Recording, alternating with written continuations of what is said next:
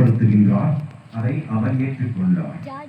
மீண்டும் எழுந்து குழந்தையையும் அதன் தாயையும் கூட்டிக் கொண்டு எகிப்திற்கு, ஏனென்றால் ஏரோது குழந்தையை கொல்லப் போகிறார் என்று உறக்கத்தின் நேரத்தில் வெளிப்படுத்தினாலும் கடவுளின் வார்த்தையை கேட்டு அவர் இரவோடு இரவாக எகிப்து நாட்டை நோக்கி அவர்களை பாதுகாப்பாக செல்கின்றார். எவ்வளவு தியாகம் செய்கிறார் என்று பாருங்கள்.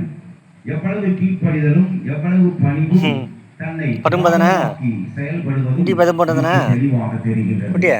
அந்த நீண்ட அவர்கள் அங்கே பெத்லகேமில் இருந்து எகிப்திற்கு செல்லுகிற பொழுது மரியாவும் குழந்தை இயேசுவும் கழுதையின் மேல் உட்கார்ந்து கொண்டு அவர்கள் ஹாயாக பயணம் செய்கின்றார்கள். அவர்களுக்கு அந்த அளவுக்கு கஷ்டம் இல்லை. ஆனால் முழுவதும் எல்லா நேரமும் நடந்து கொண்டு அந்த கழுதையை நடத்தி செல்ல வேண்டும். யோசேப்புக்கு மட்டும் அவர் உட்கார முடியாது. அவர் நடந்து கொண்டேதான் செல்ல வேண்டும். எவ்வளவு ஒரு தியாகம், எவ்வளவு ஒரு கஷ்டங்களை துன்பங்களை தாங்குகின்ற ஒரு மனநிலையை கடவுள் கொடுத்திருக்கின்றார். நான் 2010ஆம் ஆண்டில் நம்முடைய புனித தலத்திற்கு எருசலேம் நகரை எல்லாம் பார்ப்பதற்காக அழைப்பு பெற்றிருந்தேன்.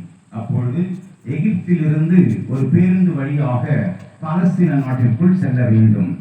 அந்த நேரத்தில் இடையிலே அந்த செங்கடலுக்கு தாண்டி வருகின்ற பொழுது அந்த இடத்தில்